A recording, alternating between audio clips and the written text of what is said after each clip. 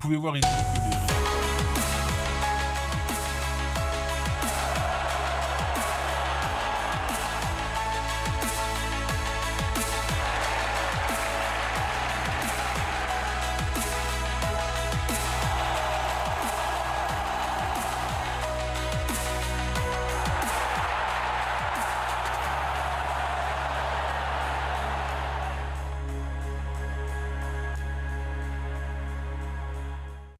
Bonsoir, c'est notre petit clin d'œil au basketball. Quelques images avant l'émission, quelques images après l'émission. Et ce soir, on parlera également, non pas du basketball à proprement dit, mais du président du basket, Johan Guillot, qu'on a rencontré cet après-midi. Et ce soir, pour le premier plateau, on aura un plateau d'escrimeurs. On va tirer à l'épée, au fleuret ou au sabre, n'est-ce pas Richard Tomara? Et dans les gradins de ce grand studio de Top Sport, on a Thierry Rail, le patron. Bonsoir Thierry, il est loin. Et on a également le célèbre Jean-Claude Bénard qui va nous parler de CrossFit après avoir fait les beaux jours de RFO en compagnie de votre serviteur et personne d'autre. N'est-ce pas Jean-Claude? Voilà. Richard Tomara, bonsoir. Mais avant de parler escrime avec vous, avant de parler escrime avec Degnaud et Franz Kaiser, Beckenbauer. Maël et Kezia. Maël et Kezia, voilà. Ouais. On parlera de ce qui se passe actuellement, à savoir le sport interdit, sport pas interdit, où on va. Toujours est-il que Johan Guillot s'est fait un peu le porte-drapeau de la révolte. Je dis la révolte pour ne pas dire encore la révolution. Parce que les sports, c'est pratiquement terminé. On n'a pas le droit de faire du sport, on n'a pas le droit d'être à moins d'1 mètre. Comment faire du karaté à moins d'1 mètre? Comment faire de l'escrime à moins d'1 mètre? C'est pas facile, c'est même impossible. Toujours est-il que Johan Guillot, qui est donc le porte-drapeau de tout cela, nous donne son point de vue. Johan Guillot, vous êtes un peu le pape de la révolte des sportifs. Alors, sport ou plus sport, où on en est? Effectivement, pour l'instant, plus de sport, en tout cas plus de compétition, plus d'entraînement avec contact. On nous impose depuis quelques jours maintenant d'avoir des entraînements à distance, distancés de 2 mètres. Alors, imaginez en sport collectif ou en sport de combat, comment espacer de 2 mètres un entraînement. Vous allez faire que de la physique en fin de compte. En basket, ça se résumer à quoi? Du physique, du shoot, des dribbles, mais rien de bien sérieux concernant notre sport, notre passion. Ce qui est quand même dommage, et ce qui rend les gens un peu en colère, c'est que le sport a 0 cas chez nous, en tout cas de transmission par le sport. Bien sûr, il y en a des cas, des gens que les positifs et que les dans les sports, mais c'est des cas que l'a été, on dirait, contracté dans le milieu privé. Dans le sport, il n'y a eu aucune transmission par le sport. Au contraire, on protège à chaque fois qu'il y a un cas, comme à l'école. Quand il y a un cas positif dans une classe, on met en septembre la classe. On ne ferme pas l'école. Ben nous, l'école, c'est une équipe. Quand il y a un cas positif dans une équipe, on ferme l'équipe, on ne ferme pas le club. Mais pourquoi on ferme le sport alors? Justement, c'est la question qu'on pose nous aux décideurs, puisque c'est les décideurs qui ont pris cette décision sans concertation, c'est-à-dire qu'ils nous ont bien fait une audioconférence il y a quelques jours en arrière en nous disant qu'il va y avoir les chiffres qui vont augmenter, il va y avoir des couvre-feux et potentiellement l'arrêt du sport, donc des compétitions sportives et des entraînements. Franchement, c'est en phase descendante qu'on donne ces informations, mais il n'y a aucun débat, aucun argumentaire contre argumentaire. Il n'y a eu aucune discussion. Donc, nous, ce qu'on dit aujourd'hui, c'est pourquoi le sport? Les bus, les bien bondés, tout le monde est à côté, collé, avec masque. Les centres commerciaux, on a bien des monde dedans, collés. Nous fait les causes comme tout le monde. Pourquoi le sport? Alors qu'on a 0 cas chez nous. Quand on aura la réponse? En tout cas, là, moi-même, mettre en ligne une pétition demandant au mouvement sportif de signer cette pétition pour joindre un courrier afin d'être reçu par le préfet et de lui dire, voilà, il y a tant de personnes qui sont mécontentes sur cette décision, donc j'espère qu'on aura la réponse dans quelques jours. Mais vu la situation qu'ils sont en train de préparer, ils sont en train de préparer un couvre-feu généralisé, ils sont en train de préparer pas mal de choses, je me dis quand même qu'il ne faut pas qu'ils oublient que le sport, c'est bon pour la santé, et d'ailleurs, c'est important et ça dope l'immunité contre la Covid-19, ça a été prouvé. Donc, mais il irait même plus loin. Il ne faudrait pas sous-estimer le sport, il faudrait considérer comme l'école. L'école est important et obligatoire. Mais le sport est une école. Et le sport est une école, effectivement, à lui tout seul, bien dit. Moi, je bien trouvé, Yves. Et c'est vrai qu'aujourd'hui, on devrait avoir plus que 2 heures de sport à l'école. Ça devrait être obligatoire de s'inscrire dans un club, de faire des entraînements, parce qu'on a diabète à La Réunion, on a le cholestérol, on a l'obésité, on a plein de choses. Le sport, il doit être obligatoire. Et aujourd'hui, on sous-estime le sport en disant ah, ça n'est pas grave, ça ne peut arrêter à lui. Sauf que nous est responsable de rien aujourd'hui. Voilà ce qui a été dit cet après-midi par Johan Guillou. Et ce soir, le préfet a pris la décision que vous savez, Richard? Et bien sûr, bien sûr. Annoncez-la nous. Pas de confinement quand même. Hein. Pas de confinement. Mais un couvre-feu. Un couvre-feu à partir de demain, mercredi. Voilà. Je dis demain, je précise mercredi parce que l'émission va repasser demain après-midi. Si vous croyez que c'est demain, c'est jeudi. Donc à partir de 22h jusqu'à 5h du matin. Donc les sports qui craignaient cela, c'est les sports collectifs comme le basket, le hand qui se jouent le soir tard. Mais ça ne se jouera plus. Le football, disons, ça ne se joue déjà pas à La Réunion, hein, donc ça ne pose pas trop de problèmes. Le volleyball pose problème également. En tout cas, nous, ça ne nous concerne pas, puisqu'on finit avant 21h. Voilà. Mais surtout, on est le sport Covid par excellence, puisqu'on repousse l'adversaire avec une épée, on est déjà masqué, donc on ne comprend pas pourquoi on nous arrête. Dans une salle d'escrime en compétition, on arrive à faire des tranches des groupes de 15, on nettoie tout après, etc. Tout est nickel. Les tribunes sont vides, on fait ça à huis clos. Bon, je pense que le préfet peut être pas parfaitement conseillé, je pense. Il y a un service d'ordre devant la porte si jamais ils vous arrêtent tout à l'heure. Oui, mais je pense qu'ils arrêteront M. Guillou avant moi. Et je pense qu'il a été très éloquent et qu'il a dit les choses essentielles. Moi, ça me révolte. Ce qu'il a dit est plausible. Bien sûr. Mais on l'a jamais trouvé de cluster dans le sport. Dans les salles de sport. Dans les salles de sport, encore moins aux entraînements, on fait attention à les protocoles, il y a des jauges, tout est respecté. Et Dieu sait si dans le sport, on est obligé de respecter les règles, on apprend à nos jeunes à respecter les règles, donc on donne l'exemple. Bon, c'est incompréhensible. Bon, en tout cas, on a 2 jeunes avec nous. Maël Degnaud, qu'on ne présente plus, c'est un des meilleurs escrimeurs de La Réunion. Il vient régulièrement sur nos plateaux lorsqu'il est de passage. Vous étiez à Bordeaux, Maël? Oui, j'étais à Bordeaux. Après, je suis allé à Reims. À Reims, vous avez bien choisi. Hein. Pas que de La Réunion, hein, Pardon? De France. Reims de France? Non, il n'est pas meilleur escrimeur de La Réunion. C'est le meilleur. Mais avant d'être de France, il était de La Réunion. Je n'avais pas fini ma phrase. Et après, de France et plus tard d'Europe. Oui, c'est vrai que j'étais pas très loin du top européen. Pas très loin, c'est-à-dire? J'étais dans le top 8 mondial pendant une petite période. D'accord. Et le Covid est passé par là? Le Covid est passé par là et a détruit certains de mes rêves, mais en contrepartie agrandi ma motivation pour aller chercher encore plus de trophées et de victoires. D'ailleurs, là, il paraît qu'on souhaite que vous n'ayez pas le bac cette année, comme ça vous allez rester un peu plus à La Réunion. Ah, c'est ce qu'on m'a dit, mais bon, j'en entends pas les rageux, moi. Non, Alors, vendredi soir, à l'entraînement, vous étiez avec votre coéquipier préféré ou adversaire préféré, comment on peut dire? Mon coéquipier, mon camarade, mon copain. Mon ami, mon frère. C'est ça. C'était mon ami, c'est mon frère. Il y en a d'autres, attention. Oui, il y en a plein d'autres, parce que Richard Tomara a formé une pléiade de champions. Hein? Oui, on peut dire. Oui, on peut dire. Quand je pense au... J'ai ouvert les portes à des passionnés d'escrime, et quand des portes sont ouvertes tous les jours, ben les bons qui doivent devenir bons deviennent bons. Alors Kézia doit devenir bon? Je pense que j'ai déjà été un petit peu bon. Après, j'ai peut-être vu mon niveau. Et vous êtes resté à La Réunion pour l'instant? Oui, moi, j'ai préféré rester à La Réunion. Peut-être que j'aurais pu partir un moment, mais j'ai pas spécialement eu envie. Mais les portes ne sont pas fermées pour autant, si vous voulez progresser. Actuellement, je pense que si, c'est un peu trop tard, mais c'est pas grave. Je continuerai l'escrime et puis j'aime ça, quoi. C'est pas un souci pour moi. Et puis à chaque fois que Maël vient... Oui, c'est ça fait du bien de l'avoir. Ça fait un peu d'expérience. Ça permet de tirer face à lui ou contre lui. Ça relève un petit peu le niveau et puis ça fait du bien de tirer contre de nouvelles personnes, parce que c'est vrai que depuis que beaucoup de gens sont partis en métropole, par exemple je pense à Raphaël, Pablo, etc., qui sont tous partis en sport-études. Pablo qui était venu dans notre émission. Oui, c'est ça, même. Pablo Vassas. Pablo Picasso. Ouais. Et Richard Tomara, comment se porte l'escrime avec ce Covid? Vous avez perdu des licenciés, vous avez récupéré Maël, certes, mais ce n'est que Maël. On a perdu pas mal de licenciés. Hein.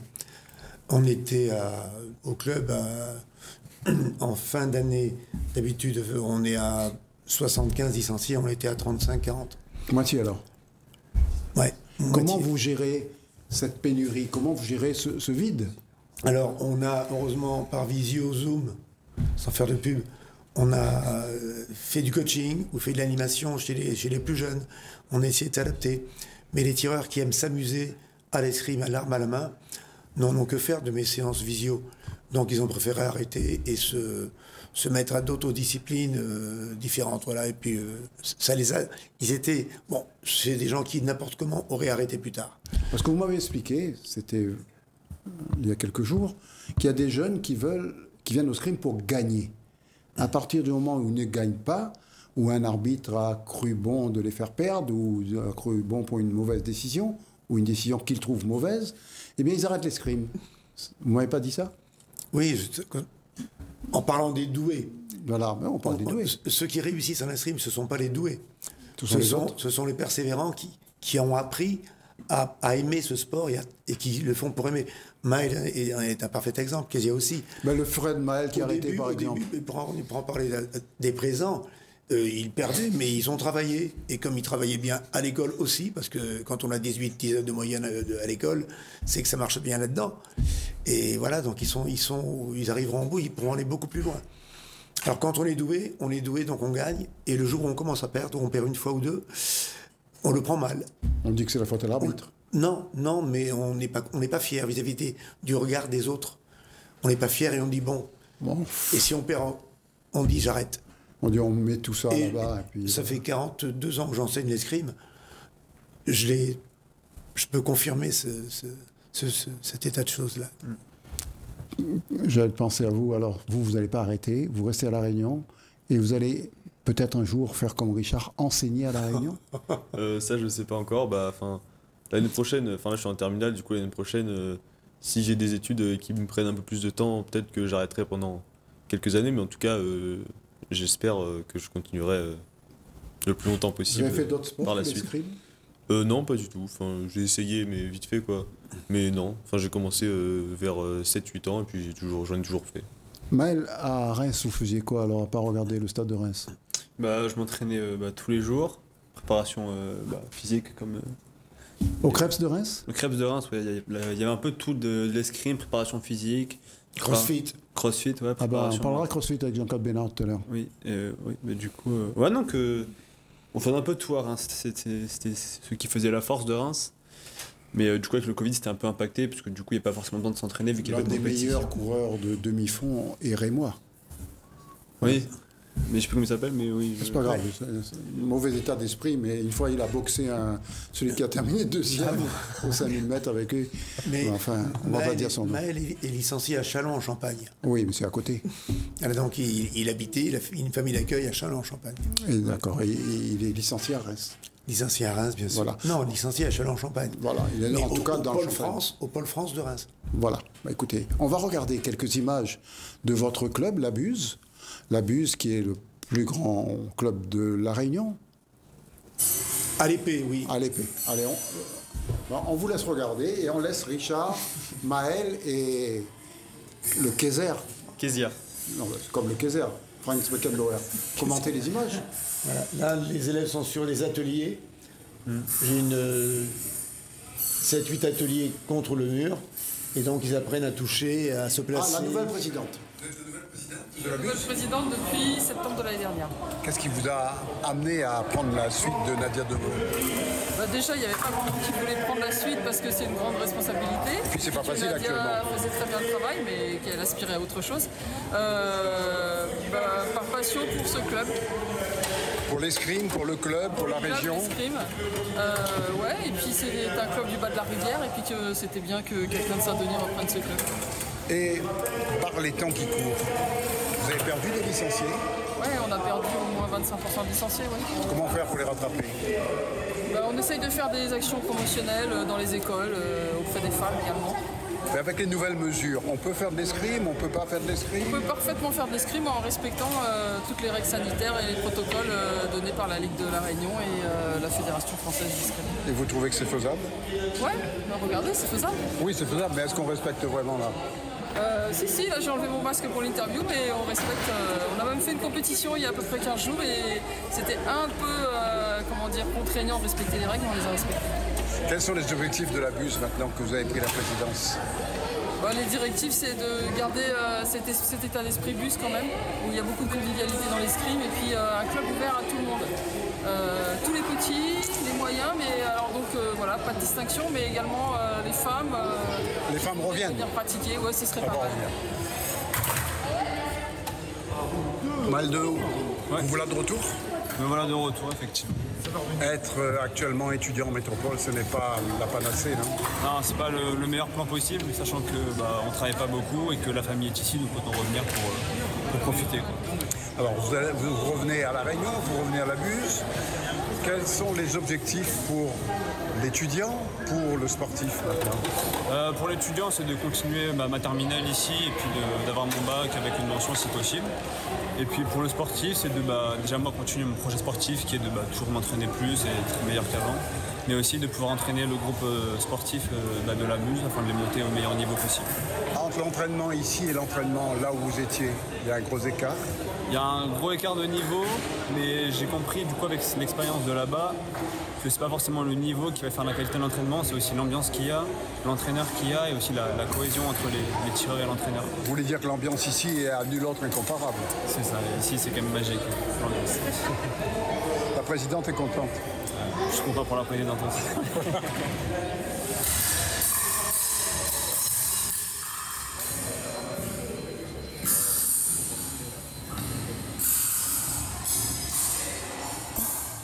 Vous disiez?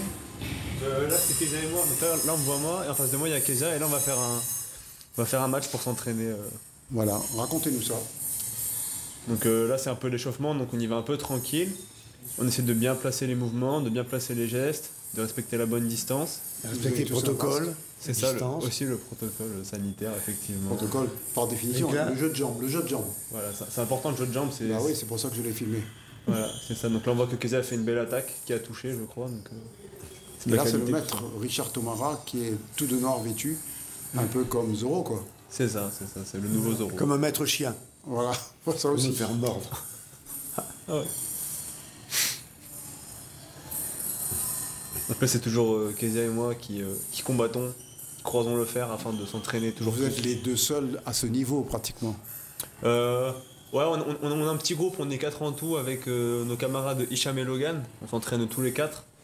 Mais c'est vrai que pour notre âge, on est les seuls de notre âge à s'entraîner comme ça. Mais il y a quand même les deux que j'ai cités précédemment qui. À la BUS. On parle de la BUS. Parce qu'au Bec, à Saint-André, il y a quand même des bons tireurs également. Au tampon peut-être? Au tampon, au fleuret.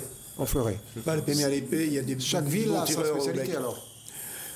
Oui, l'Espadon, c'est plutôt du sabre avec Saint-Leu. Ça dépend de l'éducateur qui est là. Ça dépend des choix de la politique sportive du club. Nous faisons fleuret et épée, fleuret chez les jeunes, et épée chez les plus grands. Et là, c'est les tout jeunes, là, justement. Là, c'est les grands et le club loisir. Là-bas, au fond, oui, le loisir. Les dames qui tirent en loisir. Vous voyez, les dames qui sont joyeuses. Là, oui, elle crie.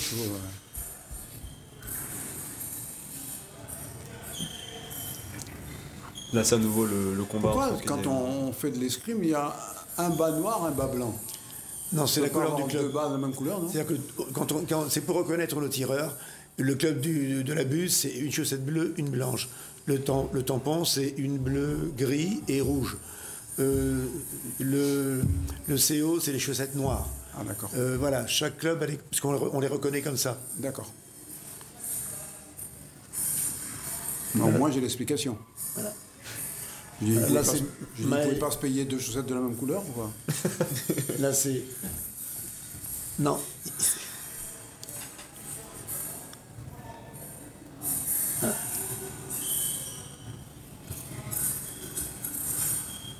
Voilà, petit enchaînement de contre-attaque, d'attaque, prise de fer. Et là, en face d'elle, elle a un mètre, donc à partir de là, elle ne peut que progresser, cette petite. Qui n'est pas si petite que ça, d'ailleurs. C'est moi. Ah, c'est moi. On dit de la petite. Mais c'était Maël. Hein. Alors, quand vous êtes fatigué, vous dites n'importe quoi. J'ai hein. parlé de prise de fer.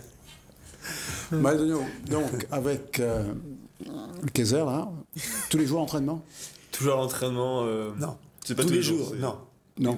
Pas tous les jours. vendredi, Non, pas tous les jours. parfois le lundi aussi. Ouais, lundi, mercredi et vendredi, on s'entraîne pour garder le rythme et puis pour prendre du plaisir. Et le mardi, jeudi, de temps en temps, vous allez à l'école. Ouais, De temps ça en arrive. temps, ça arrive, ouais. Entre deux cours d'escrime. C'est ça. Qu'est-ce qu'on peut souhaiter à deux jeunes comme ça, Richard Tomara? Bon, Maël, il a atteint les sommets en Europe. Il a rien atteint du tout. Il va atteindre. Il est sur la voie de... Sur le il bon est- rail. Il est bien parti. Il a la tête sur les épaules. Ça, c'est la meilleure arme qu'il ait, c'est la tête sur les épaules. Et Kezia, j'ai aucun regret. Kezia, c'est un tireur qui aurait pu suivre Maël, qui aurait pu faire aller en créfette comme d'autres l'ont fait.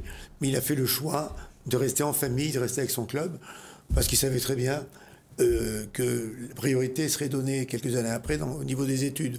Donc rien ne servait à partir faire Avant l'heure. sport-études, trouver sa spécialité là où il y a le sport-études et tout. Là, il avait tout ce qu'il fallait et il continue à progresser.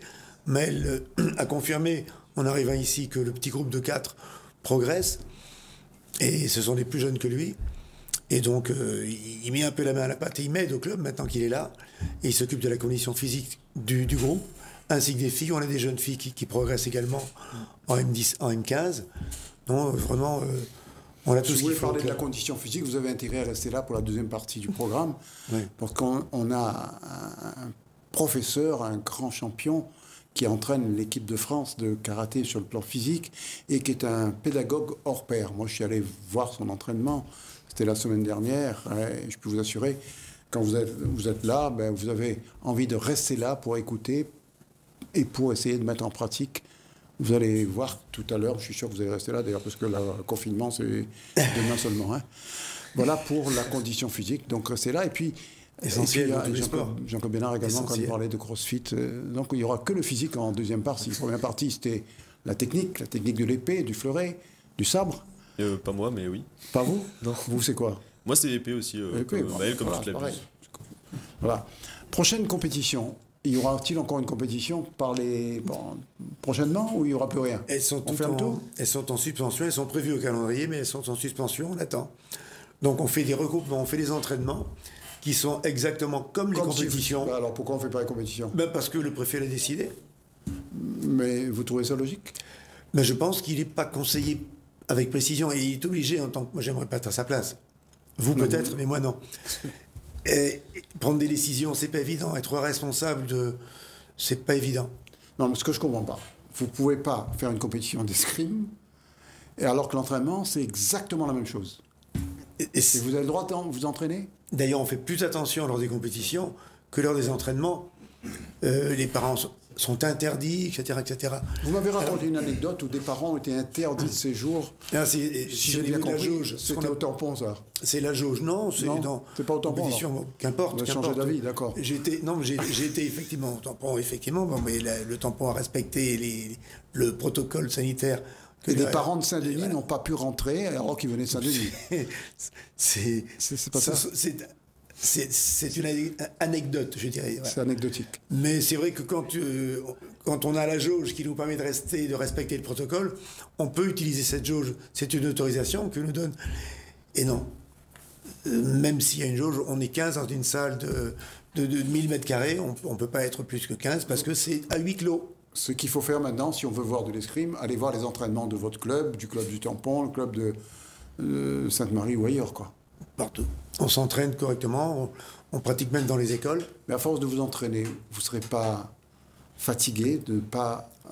Non, puisqu'il être n'y en a compétition. pas que l'escrime de compétition. L'escrime, c'est un jeu. Donc les gens viennent jouer.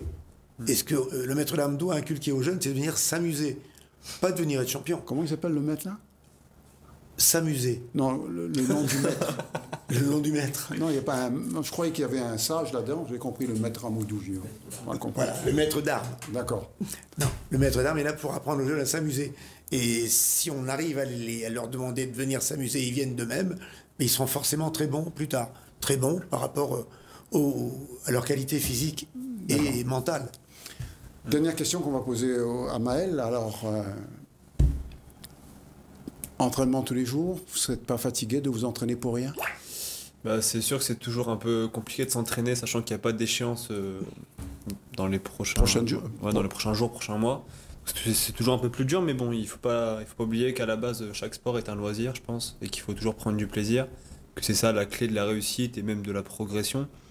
Donc c'est sûr que s'il n'y a pas de compétition, il y a une motivation en moins, mais à part ça, l'envie d'aller au club, d'aller tirer avec Kezia et de prendre du plaisir, pour moi c'est primordial et c'est ce qui me donne envie à chaque fois d'aller à l'escrime. À la limite, compétition ou pas, pareil pour vous. Quand même pas, mais ça change pas beaucoup, quoi. Kezia. Oui, bah c'est ça. Vous n'êtes pas obligé de dire comme lui, hein. Non, mais si, la compétition c'est bien, mais quand on vient au club, bah, c'est pour s'amuser, c'est pour prendre du plaisir, pour voir les copains, etc. Donc c'est mieux s'il y a des compétitions, mais c'est pas très grave. Richard Toumara, le mot de la fin, parce qu'on a fait quelques minutes ensemble, pas assez longues peut-être, à moins que vous ayez encore autre chose à dire, vous avez encore 3 minutes pour vous. Non, je pense que ce qu'ils viennent de dire, c'est vrai, mais ils sont motivés n'importe comment. Ils savent que tous les sportifs sont logés à la même enseigne et que tout le monde ne pourra pas reprendre rapidement. Donc tout le monde a intérêt à travailler maintenant parce que le jour où on va ouvrir les portes, il faudra qu'ils soient prêts. Et donc c'est ce qu'ils font et c'est ce que Maël fait. Il s'entraîne parce qu'il sait qu'un jour, il ne sait pas encore quand, mais on va lui ouvrir les portes et là il va foncer. Et tous les autres avec, bien entendu. Il pourra en tout cas, nouveau briguer. Imaginez les yeux des petits quand ils regardent Maël, quand ils savent que Maël a commencé à 5-6 ans au club, ben nous aussi, ça peut nous arriver.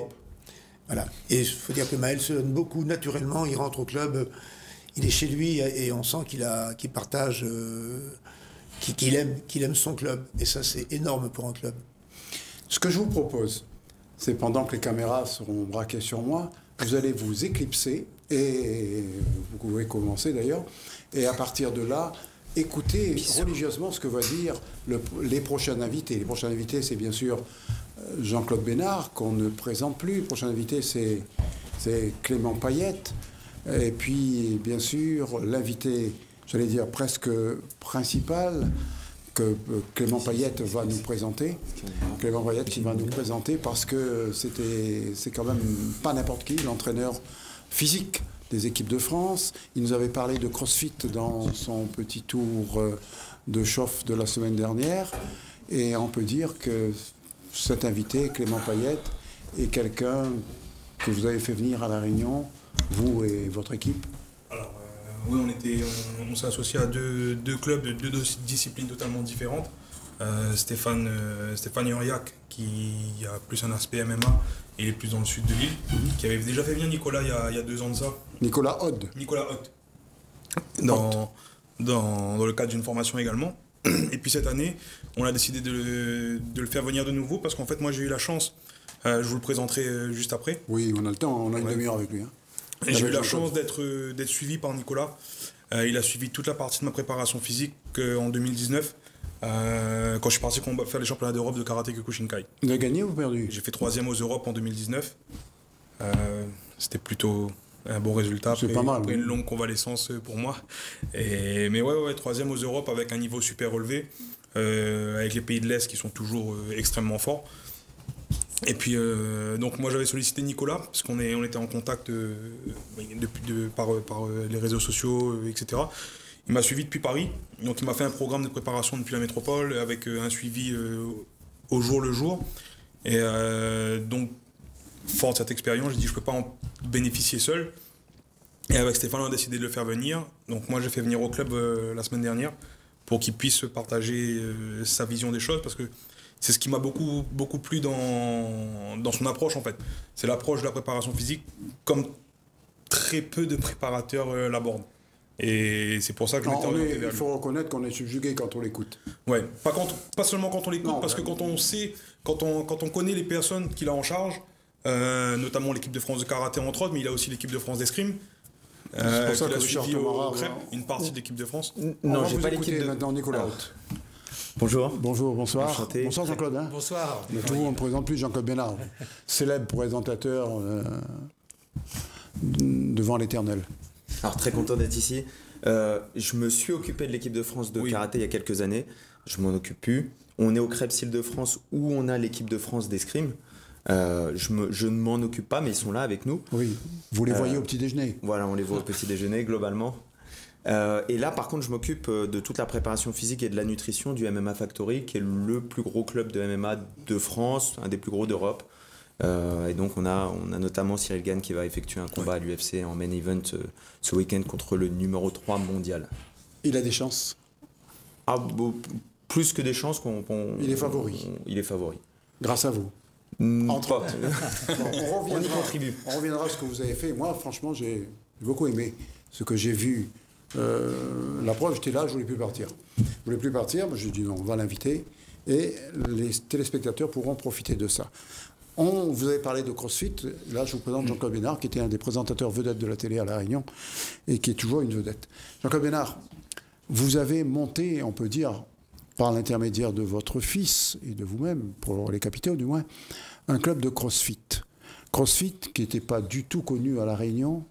Parlez-nous un petit peu de CrossFit, parce que je crois que Nicolas s'y connaît également.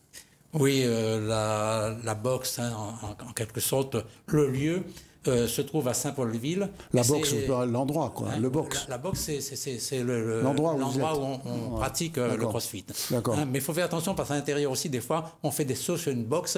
En fait, c'est une boîte là, en bois, et on doit sauter sur cette boxe. J'ai vu ça, oui. Oui. Le CrossFit, il s'est bien développé à La Réunion.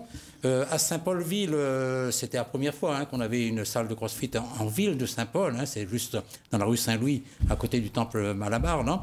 Et il faut dire qu'on a été extrêmement surpris, vu que nous avons eu une grosse partie de la population, des gens qui n'avaient jamais fait de leur vie de sport. À côté, ils sont venus. Oui, et ils sont venus.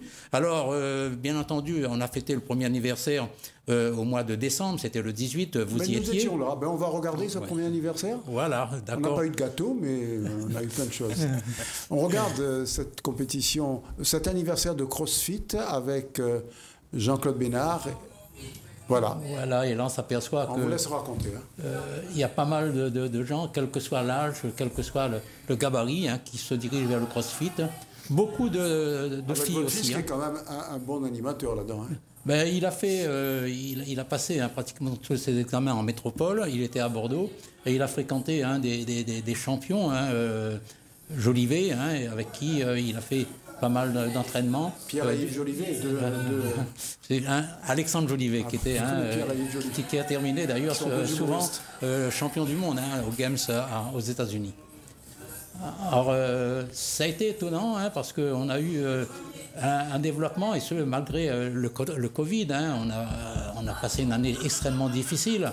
On a eu le confinement. Alors vous voyez qu'on respecte énormément au niveau de... Vous étiez une quarantaine ce jour-là, pour l'anniversaire. Oui, pour l'anniversaire, on était une quarantaine. Vous avez même dû refuser du monde. Oui, parce que, en fait, la salle fait 150 mètres carrés, on a le droit à 41 personnes à l'intérieur. Vous avez 40, et il y a 2 personnes qui sont arrivées et dit non, on veut plus, c'est bien. Mais en général, dans les WOD, c'est-à-dire dans les exercices qu'on fait, on est au maximum à 12 plus le coach.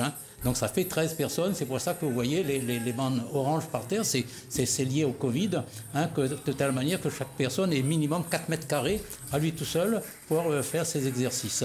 Ensuite, on a dû quand même aussi à l'extérieur mettre quelque chose pour se laver les mains. Et on a décalé les horaires de 5 à 10 minutes de telle manière que lorsqu'un groupe arrive, il ne croise pas l'autre dans la salle. Donc il est toujours... Comme vous voyez, c'était une organisation extrêmement compliquée. Regardez, les filles là, qui se donnent, ce sont les pompes. Gilles, qui est un des anciens avec moi d'ailleurs, qui est tout présent comme moi, tous les jours d'ailleurs. On fait du CrossFit tous les jours, sauf le dimanche. Vous allez à la messe ce jour-là? Non, pas du tout. Mais en général, nous, on fait plutôt le matin et les autres font le soir. Et ça, vraiment, il y a un engouement, grâce peut-être, je dirais, mais je prends au sérieux du coach de mon fils. Et il met en avant ce qu'on a dit un petit peu tout à l'heure, l'esprit amical qu'on a parlé au niveau de l'escrime, et surtout un esprit où on vient là vraiment pour essayer de se dépenser. De se surpasser aussi. Se surpasser, oui. Et surtout pour sa santé aussi. Beaucoup viennent là, on a parlé tout à l'heure de diabète, etc. Et mon fils, il s'est spécialisé à ce niveau-là. Et le résultat, c'est que nous avons des gens qui vraiment viennent pour l'amour du CrossFit et pour se dépenser. Là, celle que je vois juste là, à l'écran. Hein, Johanna, elle était là ce soir d'ailleurs, je suis passé au CrossFit ce soir, elle était là en train de courir 400 mètres. Hein, et Olivier et le neveu de Mathieu, qui lui vient de Suisse, hein, qui était en vacances ici. Le fils de Mijo. Le fils de Mijo, de ma sœur. Et ce qu'il faut savoir, c'est que nous avons pas mal de personnes qui viennent... On va écouter cette charmante demoiselle. Lily. Vous faites ça depuis quand 9 mois. Alors, conclusion. Conclusion, top. J'adore. Ouais. Ça vous a apporté quoi? Moi, ça m'a apporté de la confiance, de l'explosivité, parce qu'au départ, je fais déjà du trail.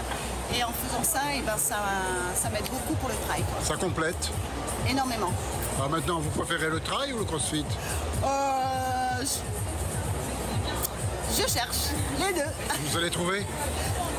Oh, je pense que oui. Merci. Hein. Ça va passer.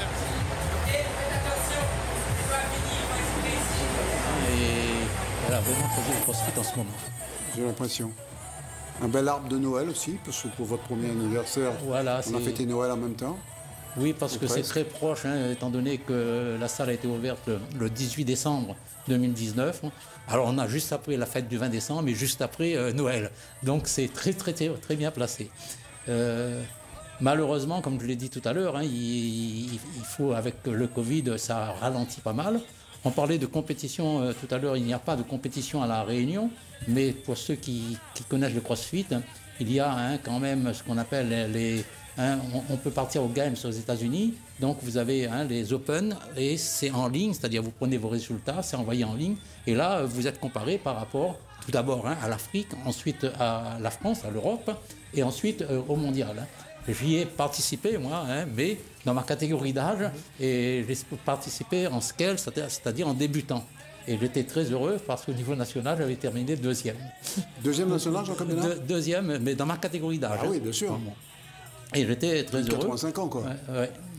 Non, parce que je suis très pas content vu qu'on me classe avec les plus de 60 ans. Alors, ce qui fait que moi, vu mon âge, il y a 15 ans de décalage. C'est comme si vous aviez quelqu'un qui a 20 ans qui va lutter contre quelqu'un qui a 35 ans. Et là, le décalage est énorme et j'ai quand même terminé second. Et donc, j'étais très heureux. Vous êtes une vedette.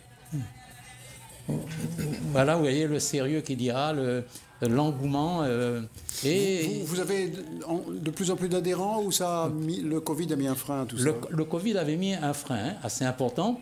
Mais depuis, vous voyez, depuis l'anniversaire, le premier anniversaire de la salle, et aussi plusieurs actions. Nous avons fait un WOD par exemple. On va écouter cette charmante demoiselle également. Que vous apporte le CrossFit? Le CrossFit m'apporte beaucoup de choses au niveau du physique, de la forme, de l'amitié. D'accord. Mais vous faisiez quoi comme sport avant? Je marchais beaucoup. Je courais un petit peu, un peu de piscine, très peu. Voilà. Et le CrossFit compense tout le reste? Oui, c'est vraiment un sport vraiment très complet, très intéressant. Vous le pratiquez régulièrement? Oui, 3 fois par semaine. C'est pas mal. Depuis le mois de juillet. Et vous sentez des progrès? Oui, au niveau de la respiration, du physique et tout, oui, beaucoup. Donc vous allez y rester? Oui, c'est sûr. C'était présentière et elle a fait un 400 mètres extraordinaire, elle a fait un très bon résultat. Parce que vous avez les AMRAP, c'est-à-dire le maximum de tours à faire pendant un certain temps. Et hier, elle a fait 7 tours, alors que la moyenne était de 5 à 6 tours environ. Quand il va voir tout ça, Nicolas Haute, il va se dire, qu'est-ce que je peux raconter pour la condition physique? Qu'est-ce que je peux ajouter? Nicolas, bonsoir. Juste pour le nombre d'adhérents, oui.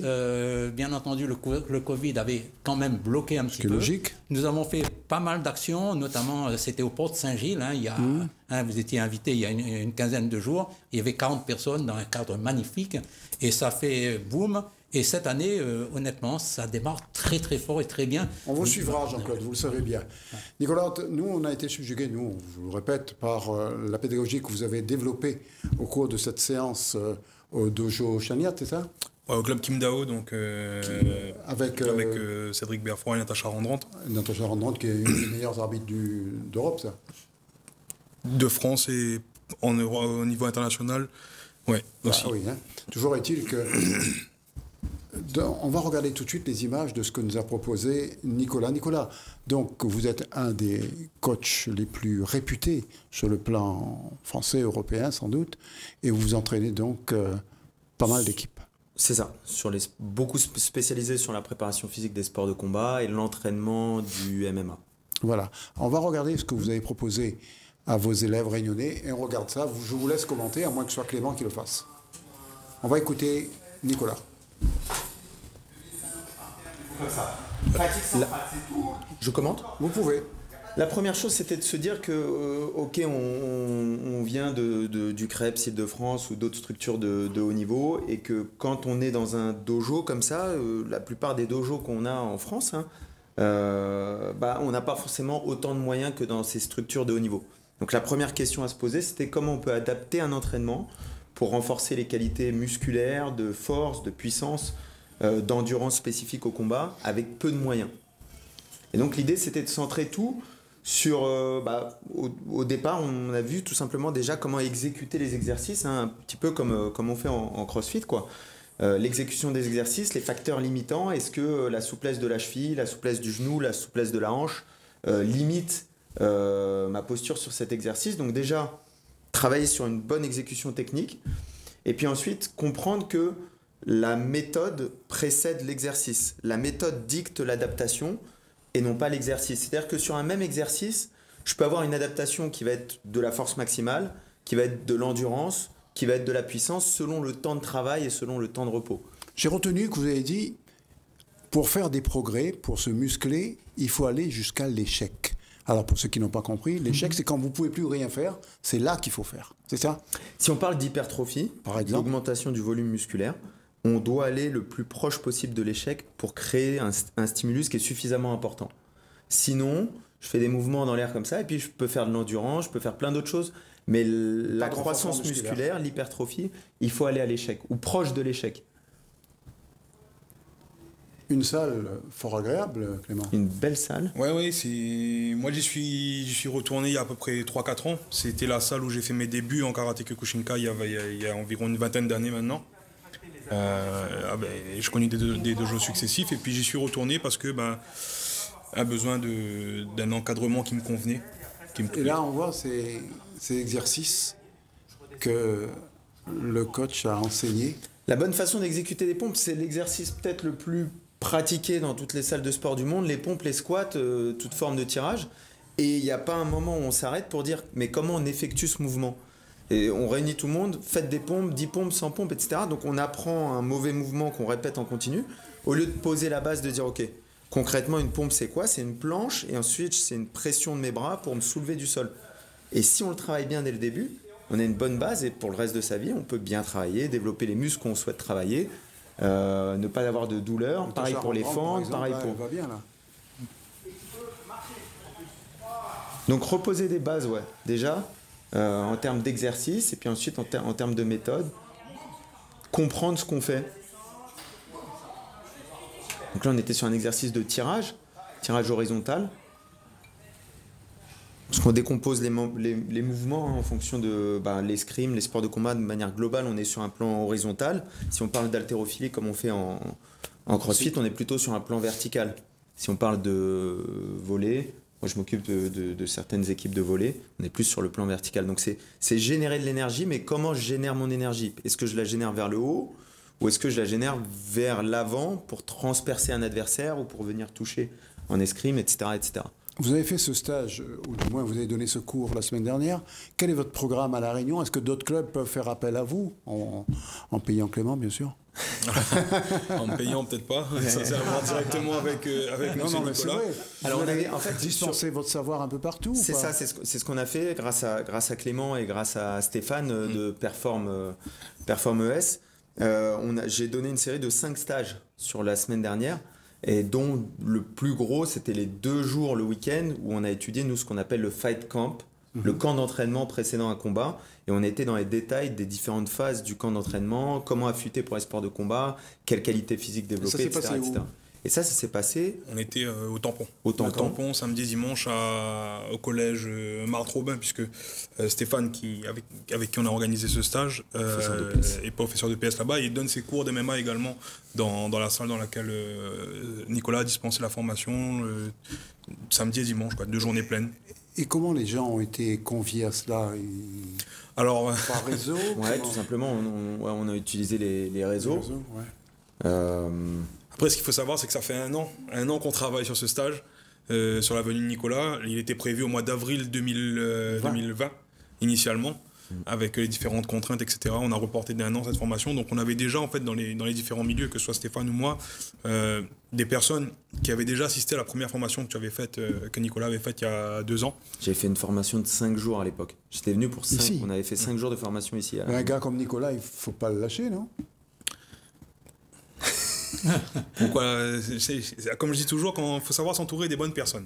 C'est pas parce qu'il est à 13 000 km qu'on peut pas travailler ensemble. Moi, j'en ai fait ma propre expérience à 13 000 km, mais avec un suivi comme j'aurais peut-être pas pu avoir ici, parce qu'en termes de disponibilité et en termes de retour sur même les exercices qu'il donnait à faire, etc., c'était vraiment pointu à la prépa.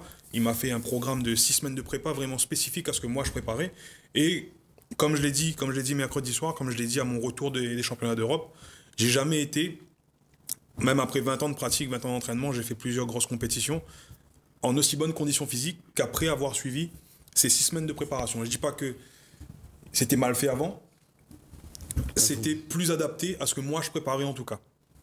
Donc vous avez trouvé l'homme idoine.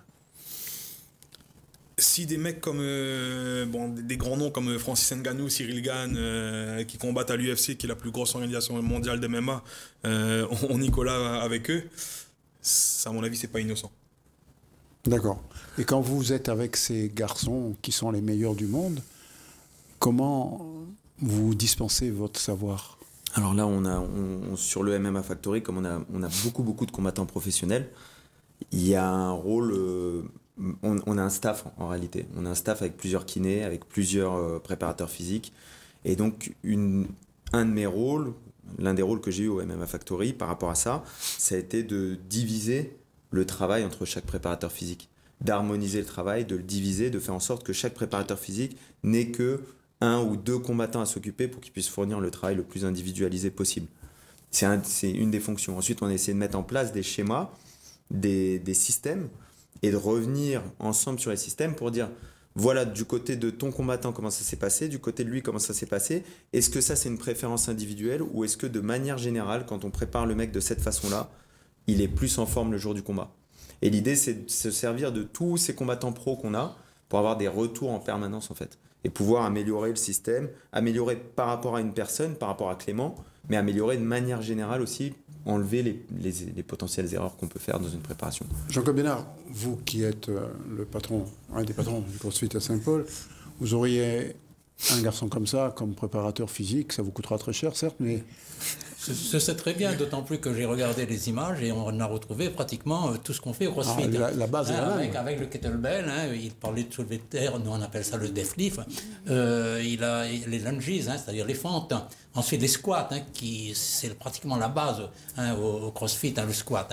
Et je suis heureux un petit peu de ce qu'il a déclaré, parce qu'en fait, on peut faire un squat, mais il faut quelqu'un, un spécialiste, pour bien vous expliquer comment faire un squat. Dites-nous, c'est quoi un squat, en fait? Le squat, vous descendez, mais vous devez avoir vos fesses qui descendent plus bas que les genoux. Deuxièmement, vous devez avoir le dos très droit, et vous devez remonter avec les bras vers l'avant, de telle manière, comme ça. Vous allez nous faire une démonstration sur la table, là? Non, mais quand vous avez un squat, vous avez souvent la personne qui ne sait pas faire. Donc, pour apprendre à faire un véritable squat, il faut vraiment qu'il y ait quelqu'un, un spécialiste. Mais pour tout, c'est pareil. Le lunge tout à l'heure, si on ne met pas sa jambe beaucoup devant, ça ne sert pas à grand-chose. Si vous partez juste pour faire une petite fente avec les 2 jambes à côté, ça ne sert pas. Il faut apprendre donc ce lunge. Et sur les kettlebells, on a vu le kettlebell, on appelle swing, c'est-à-dire qu'on fait remonter comme ça. Là, c'est pareil, on doit avoir le coup de rein qui fait remonter, et non pas faire monter à la force des bras. En tout cas, votre langage est impressionnant, Jean-Claude Bénard, vous connaissez tout, hein? Non, je ne connais pas tout, mais j'étais très heureux de regarder les images, j'étais très heureux de l'écouter, parce que, en gros, c'est l'état d'esprit qu'on a au CrossFit. Voilà. Alors, vous partez quand? Vous rentrez quand en métropole, si on vous laisse partir? Alors, on me laisse partir, on a décalé mon billet de retour quand même, mais on me laisse partir mardi prochain. Alors, d'ici mardi prochain, qu'est-ce que vous allez faire? Eh ben, d'ici mardi prochain, je vais essayer de... Enfin, je vais pas essayer, je vais visiter... d'autres clubs. Vous allez visiter La Réunion, ça, voilà. également. Je vais visiter cette belle île. Et oui, et pourquoi pas d'autres clubs si on me contacte. Smartfight.fr, le t-shirt, c'est là où on peut me trouver sur Instagram. Ah d'accord, ça c'est vous. Ça c'est moi, smartfight.fr, sur Instagram facilement à trouver, site internet, voilà, pour me contacter. Alors, qu'est-ce que vous avez concocté pour lui? En termes de programme? Programme sportif. Sportif. Parce que le reste, je ne vais pas vous demander où il va manger, etc. Alors, en termes de programme sportif, on a terminé avant dimanche. 22 heures, hein. On a terminé dimanche, pour nous, en tout cas, ce qui était prévu. Oui. C'est vrai que la deuxième semaine, c'était une semaine off d'un point de vue sportif, parce qu'initialement, il devait venir en famille. Mais avec les contraintes sanitaires, il n'a pas pu le faire. Donc, c'est surtout une semaine off pour lui, toute cette semaine, pour pouvoir visiter un peu l'île et profiter aussi. On ne peut pas... Oui, monopoliser H24 sur toutes les salles qu'il y aurait, même si oui, ça aurait été un plaisir de pouvoir faire profiter le plus grand nombre de personnes. C'est pas perdu, je dirais. C'est pas perdu, je dirais, parce qu'on a d'autres projets. Le prochain, c'est quand? Dites-nous, en avant-première. La date n'est pas encore posée. La date n'est pas posée, mais on a d'autres projets. On est en train de parler. On est en discussion. Voilà, on est en train de parler de nutrition, et effectivement, parce que c'est une de mes casquettes. Et c'est un sujet qui intéresse beaucoup de gens. Et qui, je trouve qu'il y a beaucoup de mauvaises informations sur la nutrition, malheureusement. C'est-à-dire qu'on pourrait faire des choses simples. Vous allez essayer de redresser ça? Et j'aimerais en tout cas essayer de faire passer un message qui est plus clair.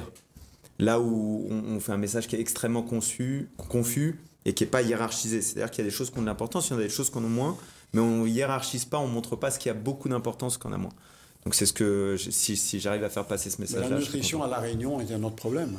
À La Réunion, on mange toujours... Mais c'est extrêmement important dans le sport. Hein. Tout à l'heure, on parlait du crossfit. La nutrition est très, très importante. Les gens vous disent, faites du sport, hein, vous allez maigrir ou ceci ou cela. Non, il faut que ce soit accompagné de la nutrition, d'un repas équilibré, etc.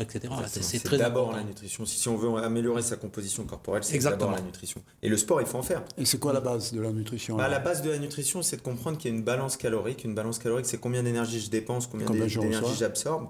Et que cette balance calorique, elle peut être déficitaire ou elle peut être excédentaire. C'est pas fastidieux de calculer tout ça? On n'a pas besoin de calculer, mais on a besoin de conscientiser, on a besoin de se rendre compte. Oui. Sans calculer, je vous dis tout de suite, un des outils que j'utilise qui marche le mieux, le téléphone portable et l'appareil photo. Avant de manger quelque chose, je le prends en photo. Et le soir, je fais un point avec moi-même en regardant ce que j'ai mangé. Et je regarde si effectivement dans tout ce que j'ai mangé, est-ce que ça correspond à ce que je pense qui est bien, ou est-ce qu'il y a des choses que je pourrais changer facilement au quotidien, le plus facile possible. Cette petite étape-là, accumulée avec une pesée 3 fois par semaine, on peut faire déjà des miracles, on peut faire déjà beaucoup de choses. Si on est sur des sportifs professionnels, on va être beaucoup plus précis, mais déjà pour le commun des mortels, 3 pesées par semaine, une moyenne des pesées, et je conscientise ce que je mange, je suis capable de faire beaucoup de choses différentes. Parce que déjà, je vais me rendre compte de ce que je mange et de ce que je mange pas. Et quelle quantité et quelle fréquence, et etc. Donc, Bénard, vous êtes adepte de cette affaire? Vu mon âge, pas exactement, mais malgré tout, je fais extrêmement attention à la nourriture. C'est-à-dire, j'ai mis une priorité sur je peux le dire, le poulet, le poisson et les œufs. Hein, et en essayant d'éliminer le plus la viande possible, notamment certaines viandes, alors que j'aimais ça, en éliminant la semaine des caries et en éliminant le soir un repas lourd, c'est-à-dire du riz. Donc je fais une espèce, c'est pas un régime, une espèce de nutrition, mais qui va à mon âge. Clément, sur la nutrition, qu'est-ce que vous auriez à dire? Qu'est-ce que j'aurais à dire sur la nutrition? Ouais, pour reprendre ce que Nicolas veut nous inculquer. On a hâte en tout cas de mettre en place puisque ce sera une vraie formation sur la nutrition. Ce volet-là. Et surtout, comme on a pu l'aborder en partie sur la formation du week-end dernier où on était, un volet général et un volet orienté sur notre spécificité qui est les sports de combat. Donc, d'un point de vue nutrition, Nicolas, il a déjà sorti des programmes confinement, etc., accessibles sur Smartfight. que tout un chacun pouvait se procurer. Smartfight.fr. Smartfight.fr. Donc des programmes que monsieur tout le monde pouvait se procurer avec un plan alimentaire. Un plan alimentaire, un plan d'entraînement adapté à ce qu'on a chez soi, moi, à ce qu'on souhaite le faire. Tout à l'heure, je vais là-dessus, moi. Eh ben c'est peut-être ce qu'il y a. Honnêtement, j'ai fait le test. En général, j'aime bien. Il a été concluant. J'aime bien tester avant d'en parler. Que ce soit le programme alimentaire qui, pour certains, peut-être quand on parle de nutrition, on dit ouais, mais il y aura beaucoup de restrictions, je vais avoir faim tout au long de la journée, etc. Pas du tout. Non. Pas du tout, parce que c'est vraiment réparti sur une journée et on n'a pas cette sensation de grosse faim qu'on peut avoir quand on fait des régimes qu'on trouve sur le net. Et en termes de programme d'entraînement, ça pique. Les séances, ça pique. Mais au moins, on sait dans quoi on investit. Sur SmartFight d'ailleurs, je pense que je sais pas sur le site si on peut voir les transformations qu'il y a eu sur certains sur Instagram, sur le site il y a peut-être une ou deux transfos, mais l'idée vraiment c'était de dire ok, je vais avoir un public qui est large et comment je peux faire pour que celui qui est capable, celui qui est à haut niveau comme Clément puisse s'entraîner 6 fois par semaine s'il a besoin, mais celui qui commence, qui débute le sport et qui lui peut faire que 2-3 séances de 45 minutes, qu'on puisse s'adapter pour lui. Et pareil sur la nutrition, pas être dans un plan diététique où tout est programmé, mais quelque chose de beaucoup plus large. Voilà. L'émission va prendre fin, Clément. C'est dommage parce qu'on serait resté longtemps avec Jean-Claude et avec Nicolas et avec vous aussi, bien entendu. Toujours est-il qu'on sait où aller, smartfight.fr. C'est ça. Là, on verra la nutrition, on verra les transformations, on verra plein de choses. Toujours est-il que quand vous allez revenir à La Réunion, vous passez par la case Top Sport, bien entendu.